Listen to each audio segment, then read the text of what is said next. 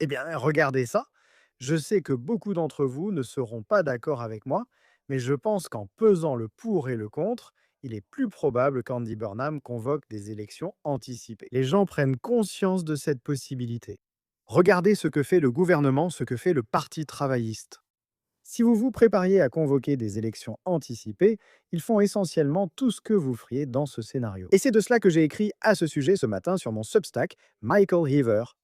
Je mettrai un lien vers l'article ci-dessous. Allez le lire, et dans cette vidéo, je vais expliquer pourquoi je pense que beaucoup prennent maintenant conscience de la possibilité d'élections anticipées, et aussi, à la fin de cette vidéo, un discours récent que j'ai prononcé dans mon rôle de conseiller. Mais regardez où nous en sommes. Eh bien, le budget d'automne doit avoir lieu fin octobre ou en novembre cette année. Et qu'avons-nous vu de la part d'Andy Burnham? Ce que nous avons vu, c'est une énorme frénésie de dépenses.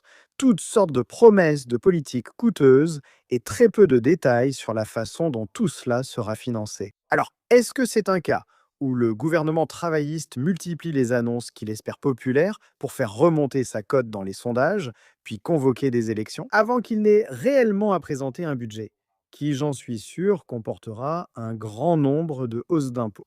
Mais vous pouvez voir ici un exemple de ce dont je parle. Un investissement de 314 millions de livres pour mettre fin au fait de dormir dans la rue, un plan de 850 millions de livres pour réduire les factures d'énergie, le plafonnement des tarifs de bus, 300 millions de livres par an. En plus de cela, il a été promis une réduction de 20% des taxes professionnelles pour les pubs, les clubs et les salles de concert. Alors, le Parti travailliste a-t-il un plan pour financer tout cela?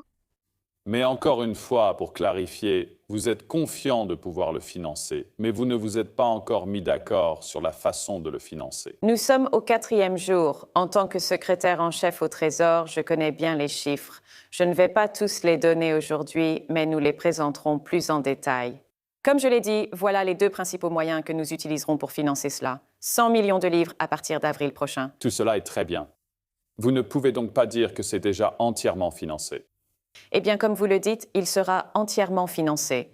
Nous avons les 2 principales méthodes pour y parvenir. C'est 100 millions de livres pour le prochain exercice financier. Cela s'ajoute à certaines des mesures d'allègement déjà en place depuis avril de cette année, comme la réduction de 15% des taxes professionnelles pour les pubs, les clubs et les salles de concert. Mais au début de votre réponse, vous avez dit que c'est entièrement financé. Je comprends que vous clarifiez maintenant en disant que cela sera entièrement financé. Affirmer qu'une chose sera entièrement financée est assez inutile. C'est comme dire qu'au moment où j'entrerai dans le magasin pour acheter l'article, j'aurai l'argent à ce moment-là. Mais vous ne le savez pas forcément. Donc, je dis simplement qu'il y a un petit écart à ce niveau-là dans la logique. Donc oui, tout cela pourrait être avancé pour ensuite déclencher des élections avant que ce gouvernement n'ait à présenter un budget. Et il est probable que ce soit un budget avec des hausses d'impôts absolument énormes. Et d'autres remarquent toute cette série de déclarations. Si vous remarquez, cette réduction de la taxe professionnelle ne doit entrer en vigueur qu'en avril prochain, mais aussi le plafonnement du prix des billets de bus en 2027, la réduction de la TVA sur les factures d'électricité d'octobre à avril. Donc, on peut voir là l'argument selon lequel tout cela a été anticipé pour préparer une élection générale. Et les politiciens sont interrogés à ce sujet. Les journalistes en parlent. C'était la dirigeante conservatrice Kemi Badenoch, qui jusqu'à présent semble quelque peu réticente à engager les Tories à réclamer des élections quoi qu'il arrive. Voici ce que Kemi Badenoch a déclaré aujourd'hui. Chris Hope, GB News. Oui, Kemi Badenoch, votre plan est excellent pour votre parti si vous gagnez le pouvoir. Souhaitez-vous des élections maintenant ou pas encore prêt? Chris, je suis toujours prête pour une élection. Je suis la chef de l'opposition. Nous voulons toujours des élections parce que nous croyons, je crois, les conservateurs croient que nous avons un plan. Nous sommes les seuls à tenir un discours de bon sens. Nous sommes les seuls à avoir réellement expliqué comment nous allons rendre l'énergie moins chère. Personne d'autre ne fait cela. Être prête pour une élection n'en est qu'un aspect. Il faut être prête à gouverner, pas juste à distribuer des tracts. Nous avons un plan pour les deux. Nous avons un plan pour une élection. Si Andy Burnham convoque des élections anticipées, nous sommes prêtes. Nous avons un plan pour gouverner. Mais j'ai dit que s'il s'éloigne du programme du Parti travailliste et ne finance pas la défense, alors il devrait convoquer des élections. John Healey a quitté le gouvernement, affirmant que le Parti travailliste ne protégeait pas le pays. Si rien ne change, je m'attendrai à ce qu'il démissionne de nouveau. Il est désormais chancelier de l'échiquier, il doit donc trouver l'argent. Sinon, des élections générales immédiates s'imposent. En plus de ces autres politiques coûteuses, il y a aussi la réorganisation des collectivités locales, c'est-à-dire la fusion des conseils municipaux. Il y a eu très peu de soutien public à ce sujet. En gros, les communautés locales ont été informées que cela allait se produire. Et vous pouvez voir là que le coût pourrait atteindre jusqu'à 1,5 milliard de livres sterling, qu'il serait d'au moins 718 millions de livres sterling, mais pourrait aller jusqu'à 1,5 milliard. Et plusieurs autorités locales dans tout le pays sont très mécontents de cela. C'était moi qui parlais récemment en tant qu'ancien conseiller sur LGR. Mais dites-moi aussi ce que vous pensez des actions de ce gouvernement.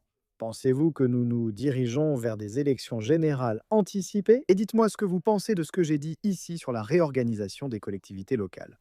Monsieur, Monsieur le maire, la réorganisation des collectivités locales à l'échelle nationale a été un fiasco, avec des élections annulées et un gouvernement travailliste ignorant conseil et public. Le résultat pourrait être des changements impopulaires sans mandat direct et qui seraient financièrement catastrophiques.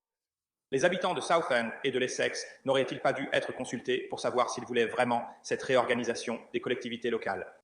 Les consultations que j'ai vues ne proposaient qu'un choix de modèle et n'ont jamais donné la possibilité de maintenir le gouvernement local tel qu'il est. Cela ne me paraît pas très démocratique. Le modèle proposé reçoit peu de soutien public. Un récent sondage YouGov a révélé que 56% des habitants de l'Essex s'opposent au plan, contre seulement 24% qui soutiennent le modèle à 5 conseils. À Southend, seul le parti Reform UK s'oppose à ces plans et vient de remporter une large part des voix dans la ville. Le parti travailliste est arrivé 4e, mais visiblement, cela n'a pas encore servi d'électrochoc.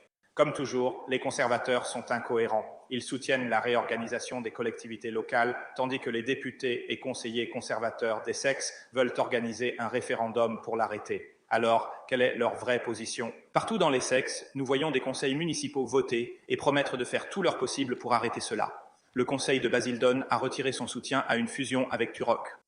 Le conseil de Harlow s'est engagé à s'opposer à sa suppression, tandis que celui de Turok a demandé au gouvernement de revoir sa décision. Le conseil du comté d'Essex, dirigé par le parti Réforme, a engagé un recours juridictionnel contre la réforme de la gouvernance locale, visant notamment le projet de conseil du sud-est de l'Essex. Les conseillers de Rockford ont voté pour ce recours, tandis que le gouvernement travailliste paraît vouloir l'imposer pour des raisons idéologiques. Ils ont ignoré les conseils des hauts fonctionnaires sur la meilleure option financière pour les conseils de l'Essex. Cela a été rejeté par le secrétaire d'État. L'avis indiquait que l'option à 5 conseils du gouvernement risquait de créer des conseils fortement désavantagés en termes d'assiette fiscale, de demande de services et de capacité à les fournir. Il a été noté que la confiance dans les chiffres de la proposition retenue était faible et que la période d'amortissement pour la proposition des 5 conseils manquait de clarté, les chiffres étant contestés localement et non vérifiés par les fonctionnaires.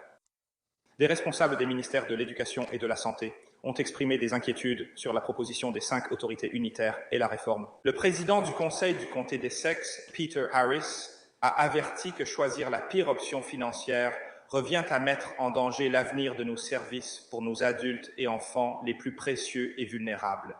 C'est une situation extrêmement grave. J'exhorte le Conseil à examiner les preuves et à reconsidérer sa position.